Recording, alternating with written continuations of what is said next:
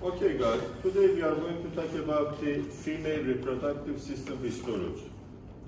In female reproductive system, we have different organs like ovaries, uterus, tuba uterina, vagina, and external genital organs. We have two most important organs, the ovaries and uterus.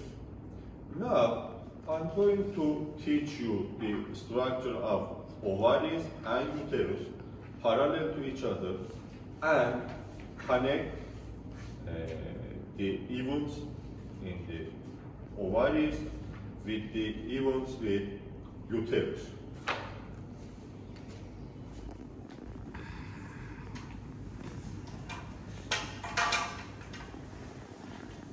I'm going to divide our board in two segments. In this part, we have ovary, and here we have uterus. In ovaries, we have two ovaries in left and right side, and you know the ovaries anatomy, I think, and when we look at the ovary, we have structure like this.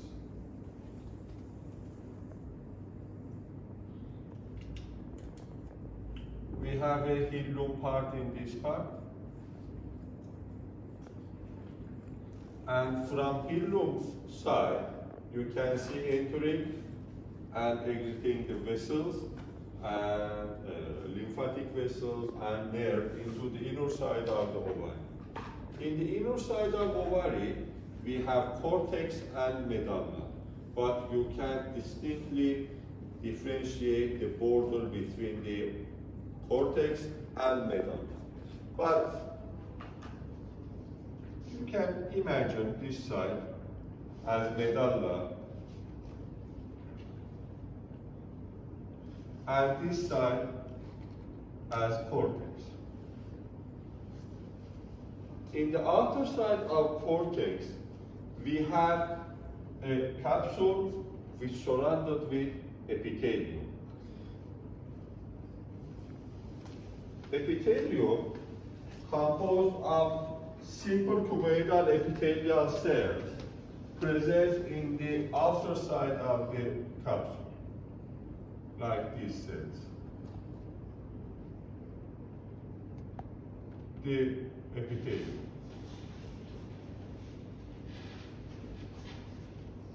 Simple cuboidal epithelium.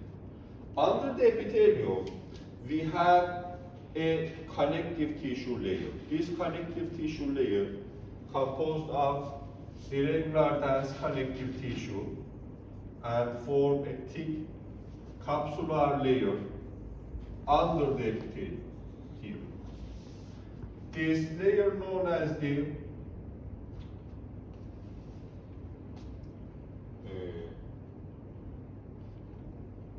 capsule. I forgot the name of this capsule, let me remember the name. Tunica albuginea.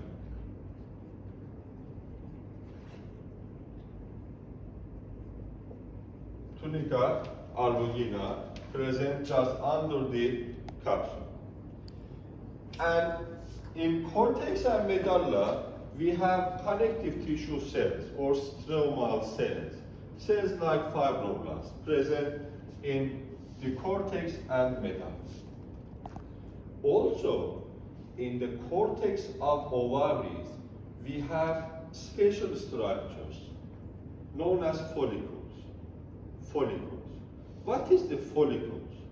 Follicles have a oocyte in the inner side and surrounded with stromal cells, which separate the oocyte from the cortex environment. Let me back to the meiosis division. Remember the meiosis division in females. What do you know about meiosis division? When meiosis division starts in females? It starts in the womb. In the mother womb. Yes, it starts before the birth, in embryonic period, about week 5 and 6. You will see the development of ovaries in your lecture related with the female reproductive system development. But during the development of ovaries, germ cells or primordial germ cells migrate from the wall of vitello sac and reach to the ovaries region. These primordial cells start to mitose division and increase the numbers. After they reach in normal numbers, the cells start the meiosis division in the embryonic period.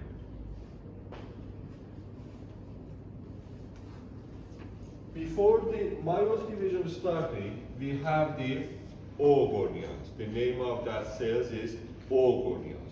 Oogonias is our normal cells. Oogonia. After oogonia start meiosis 1 division, they transform into the primary oocyte.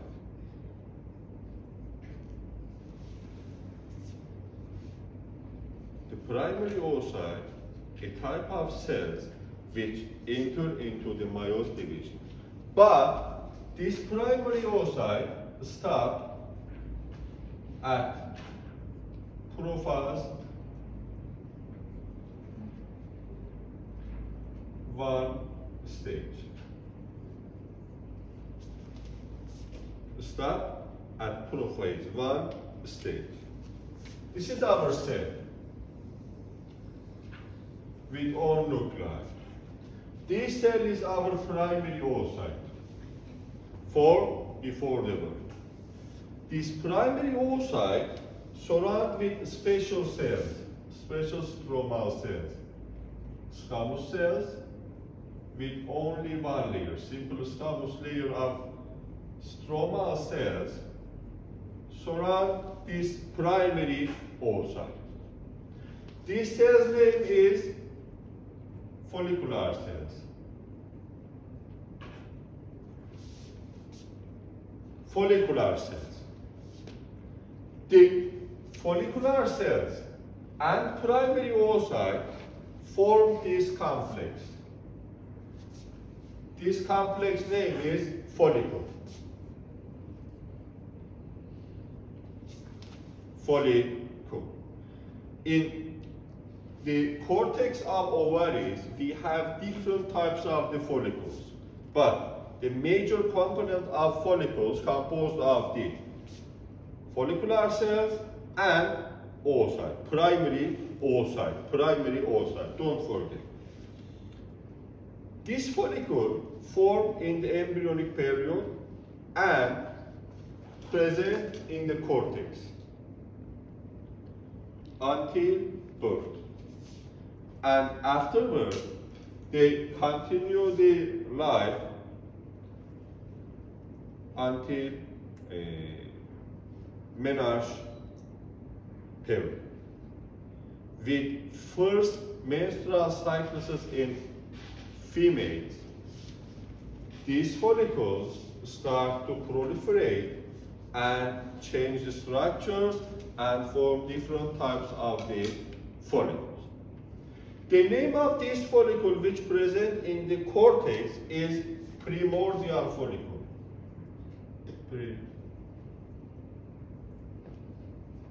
Primordial follicle. In the inner side of primordial follicle, we have primary oocyte, which start in prophase 1 stage, and follicular cells. Okay? Can you understand the primordial follicle structure and the primary oocyte and follicular cells? Now I'm going to ask some questions. Why we need these follicular cells around the primary oocyte? These follicular cells protect our primary oocyte from environmental cells. Why we need these cells? Why we need this protection? Because of immunity. Because of? Immunity. Yes, immunity. Why immune system attack to this cell? Because these cells have N chromosome. This cell, not N chromosome. Remember the stages of meiosis division. Can you remember the prophase 1 stages? Can you remember the crossing over?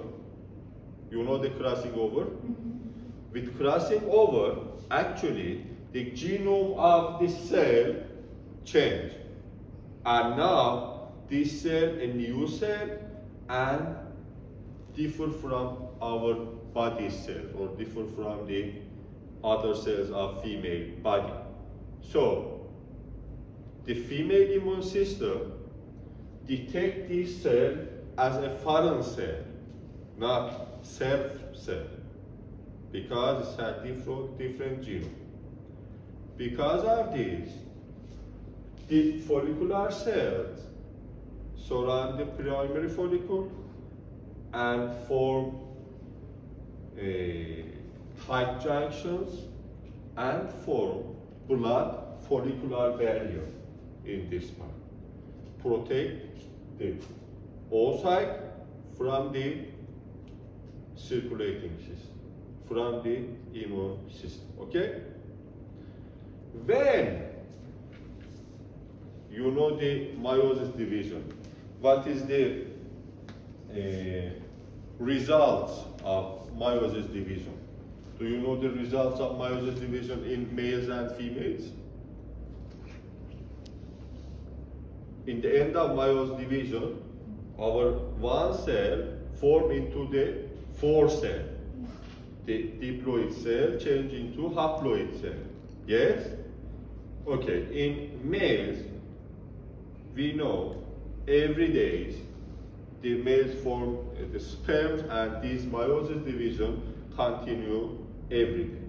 But in woman, as you know, meiosis division starts before the birth. And after birth, the cells can't enter into the meiosis division in females. All of them enter to meiosis division before birth. Okay? We have a limited number of primary follicles, primary oocyte, and primordial follicles in woman's ovary.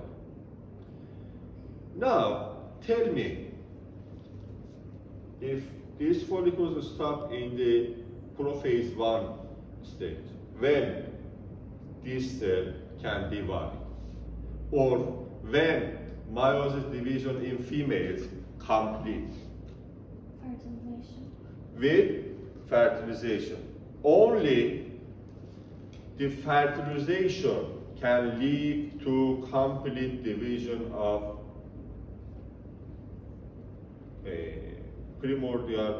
primary oocyte and ending the meiosis division.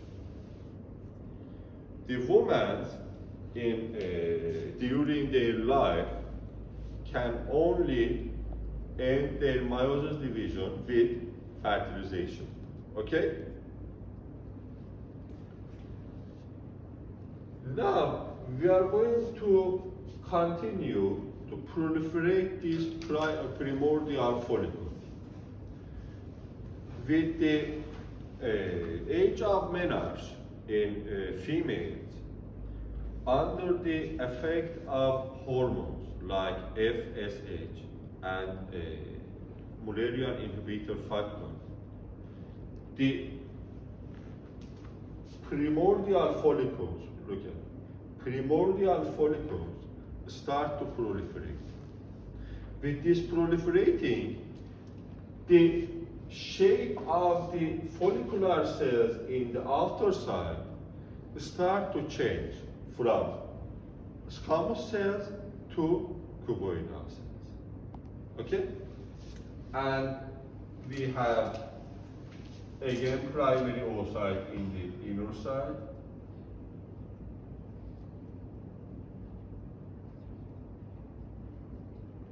And cuboidal follicular cells in the outer side. Okay?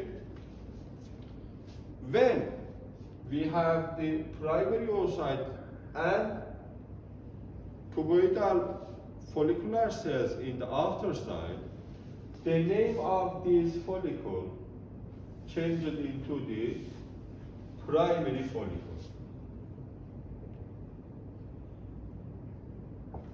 Primary follicle. In primary follicle, we have the follicular cells,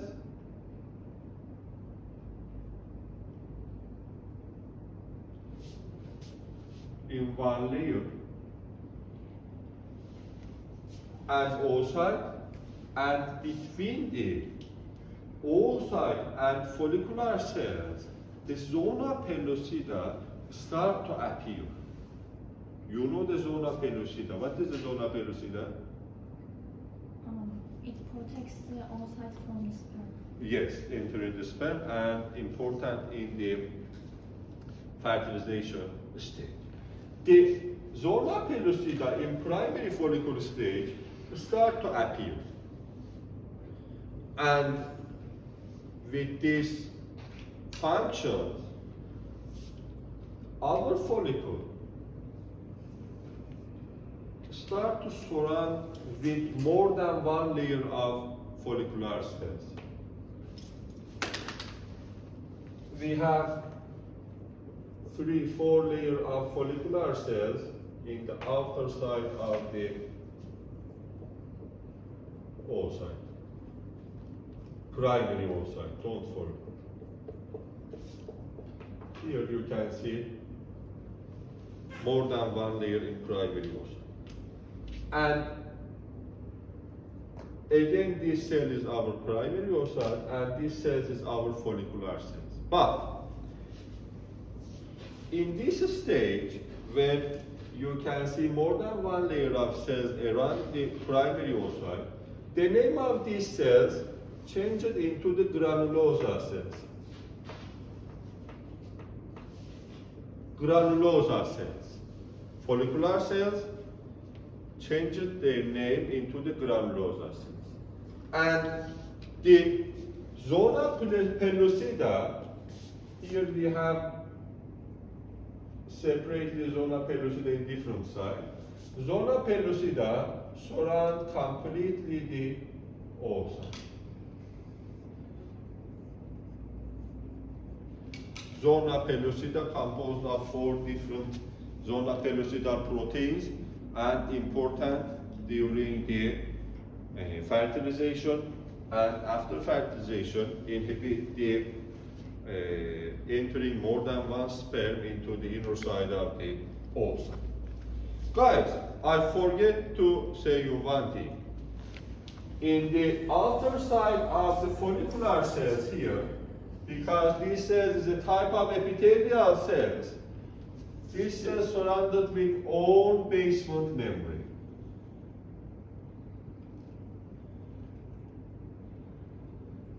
Basement membrane. Again, here we have basement membrane.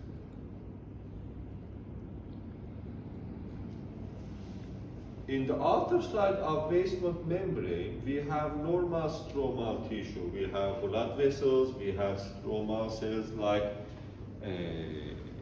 fibroblasts present in the outer. Also here we have the basement membrane.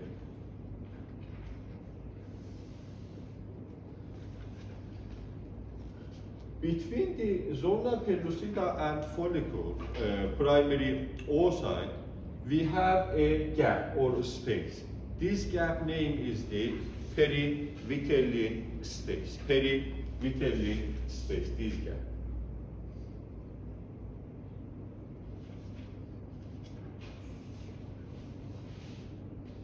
Perivitelline space. Guys, as you know, zona pellucida, a thick layer of protein layer. When zona pellucida surround completely our primary oocyte, could you say me how is the nutrition of oocyte occur?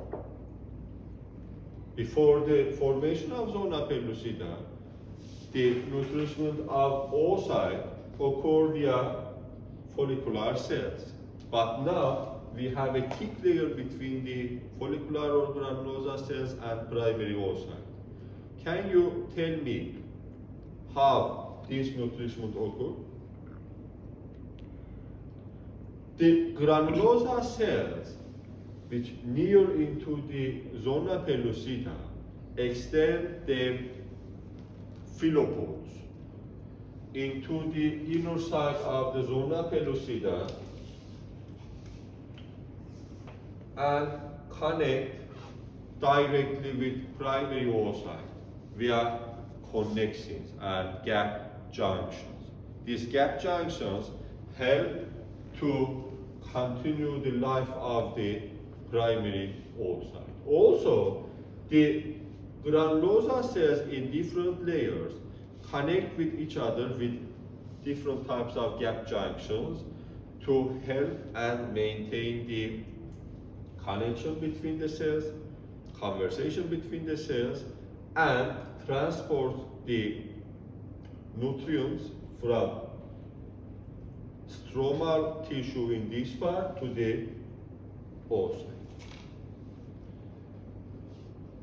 In this follicle, here you can see the primary follicle. The name of this follicle, again, is a type of primary follicle. Primary follicle. But this follicle, known as the unilaminar primary follicle, this follicle known as the multilaminar primary follicle. Unilaminar primary follicle have only one layer of follicular cells. Multilaminar primary follicle have more than one layer of granulosa cells in after. In multilaminar primary follicle stage, the stromal cells in the peripheral side of basement membrane of granulosa cells start to form another layer in after side. Here. These cells in future form the theca layer. Theca layer. Theca internal and theca external. But now, here we have only theca layer, or in some references they say this layer is theca internal layer in the outer side of the basement membrane. During the development of primary follicle, this follicle starts to change into the secondary follicle. In secondary follicle, we have again the primary oocyte in the inner side of the follicle. Again, this primary oocyte have zona pellucida, surrounded with follicular cells or granulosa cells.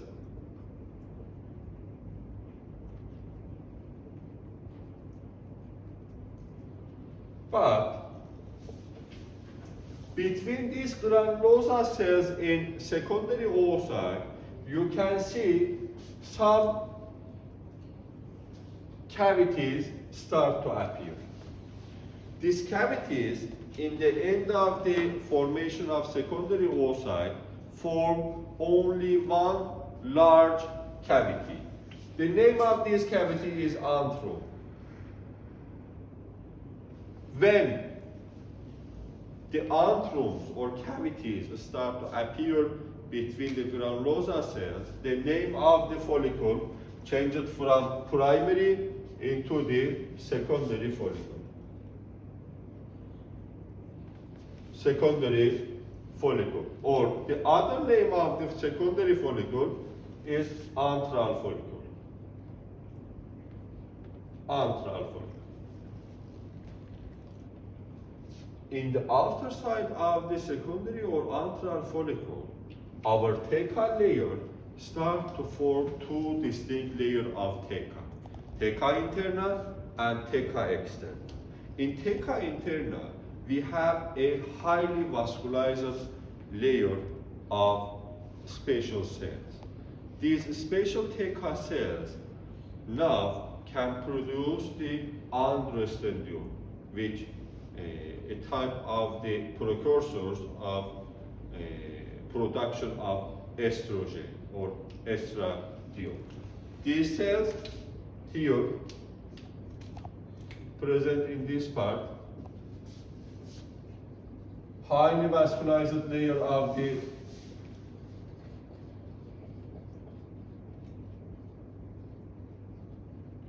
cells present here. This layer is theca interna. In the outer side of this theca interna, we have another layer which forms from the fibroblast cells and smooth muscle cells. Fibroblast cells and smooth muscle cells in outer side.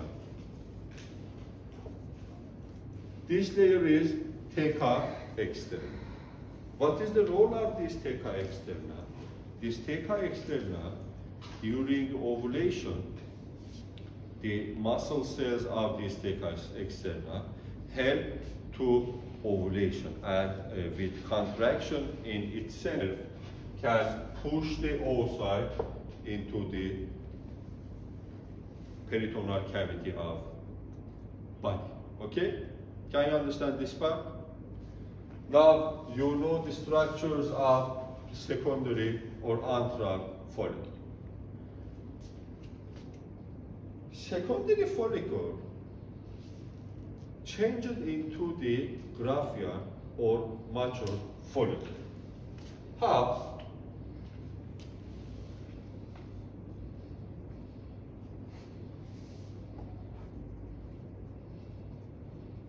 Mature follicle. How this changing occurs? The granulosa cells in the wall of the follicle stop the proliferation and form a large layer. This layer known as the granulosa cell layer or granulosa layer. And this antro form a large cavity in the inner side of the follicle. With this formation, oocyte push into the corner of the follicle and form a structure like this. Primary oocyte stop in the prophase 1 stage, surrounded with one or two or three layers of granulosa cells connected with granulosa layer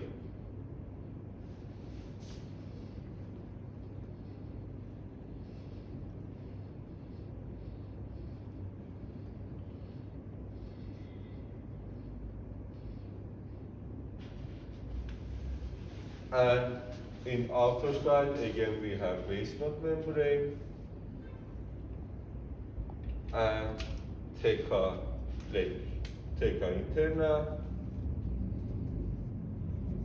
and theca externa. Theca interna. Guys, these follicles larger than all of that follicles, but because of our board limitation, I draw this follicle smaller than other follicles, okay? Actually, these follicles have higher diameter than the other follicles. Here we have a large antrum, the granulosa layer in outer side, oocytes surrounded with granulosa cells and connected with this stalk with the granulosa layer. These cells, also here we have zona pellucida. These cells, the name of these cells changed into the corona radiata cells. Here we have a cells with name of cumulus cells. Cumulus oophorus. The name of this corona radiata cells also is cumulus cells. Okay, granulosa cells name changed into the cumulus cells. Cumulus cells surround the oocyte and form corona radiata, and cumulus oophorus connect our oocyte with granulosa layer. Okay? When our follicle reach to this stage is our pre-ovulation stage. What is the pre-ovulation stage, or the menstrual cycles stage in the woman? Normally, in a woman or in girls, we have 28 days or menstrual cycles days, but these 28 days can be different in different females or women, and related with different hormonal regulations. But in our references and in normal references, we have 28 days, and the middle of these 28 days, the day 14, is the day of ovulation. Okay?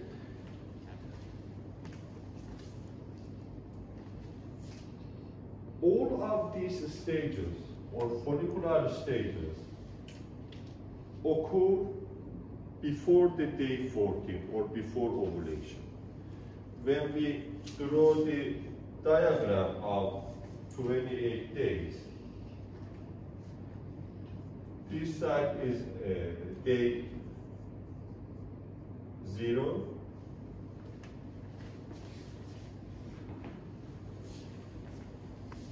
Here is our day 14. And continue until here, day 28. Okay? The name of this stage, day 0 to day 4 or 5, is the menstrual day, menstrual period, menstrual period. In this stage you can see the bleeding. This stage is proliferative stage,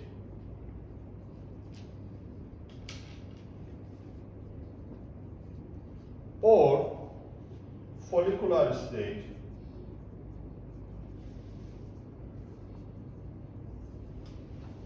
or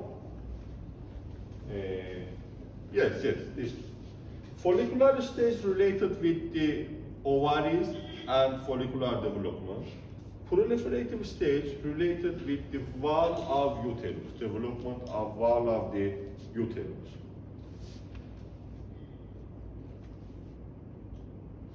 And this stage, after ovulation, is our luteal stage, or secretory stage. Secretory stage. Secretory stage related with uterus wall, and luteal stage related with the continuum development of the follicles ring.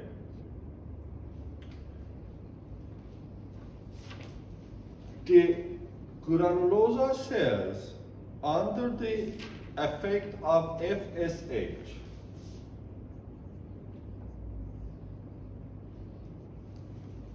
start to proliferate and continue the formation of the different types of the follicles. In each stage, in each menstrual cycles, more than one follicle under the effect of FSH start to proliferate and form the multilaminar follicle, primary follicle, secondary follicle, and sometimes Graafian follicle. But, for example, if 15 or 20 follicle under the effect of FSH start to proliferate, in the period of this stage, all of them goes to atresia except one or two of them. For example, some of them in this stage goes to atresia and can continue the proliferation. Some of them in this stage can't continue the follicle proliferation, and only one or two follicles can reach to this stage. Okay? This follicle is our dominant follicle. Okay? And the other ones goes to atresia and form glassy structure in the ovaries and other structures. The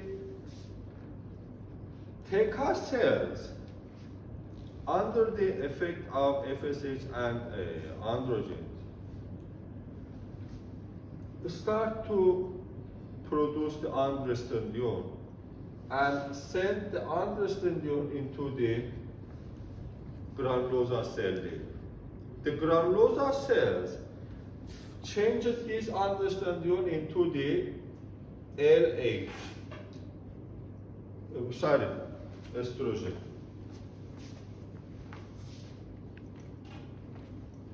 Into the estrogen. This estrogen can affect the pituitary, the hypothalamus and hypophysis, and with this affecting, the level of LH, luteinizing hormone, increase in this time, just before the ovulation.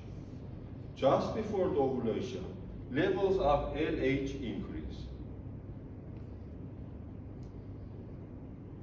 With this increasing in the levels of LH just before ovulation, 12 or 24-hour ovulation, our primary oocyte in the inner side of the Graafian follicle continue the meiosis division, and with ovulation, the meiosis 1 division complete, and our oocyte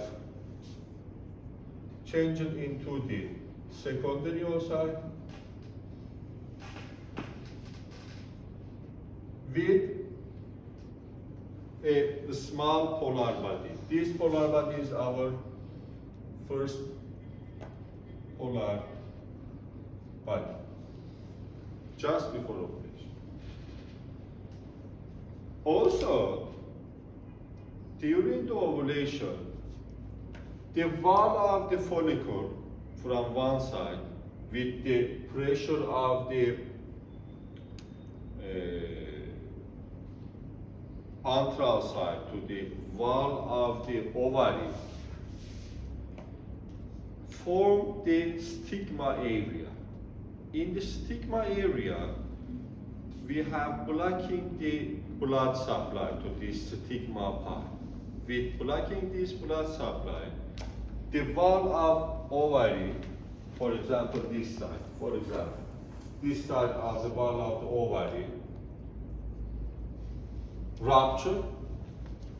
disrupted, and secondary oocyte, first polar body,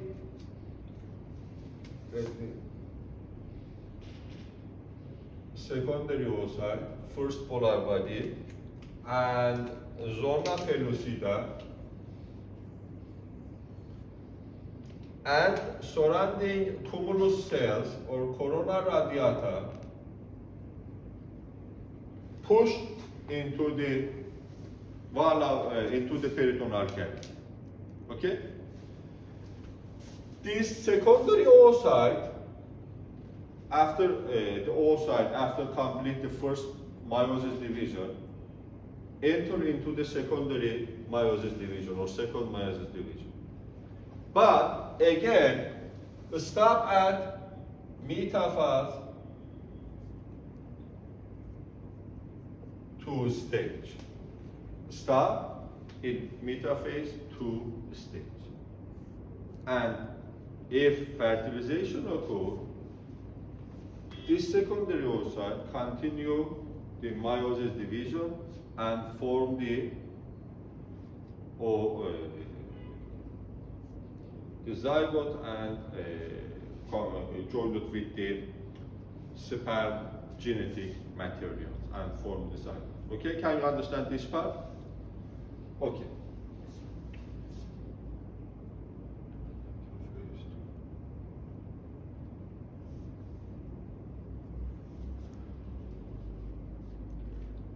After ovulation, our follicle, Graafian follicle, which empty from the oocyte, changed in luteal structure and start the luteal stage.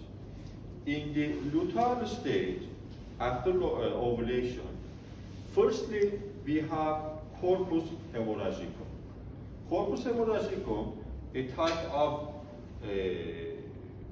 remnant follicle which filled with the blood. The corpus hemorrhagicum then changed into the corpus luteum. Corpus luteum, corpus hemorrhagicum.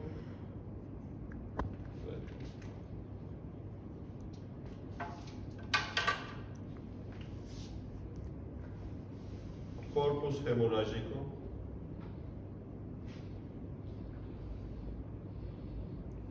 Changed into the corpus luteum. Corpus luteum. Corpus luteum have two layers, the inner layer and outer layer. In the inner layer,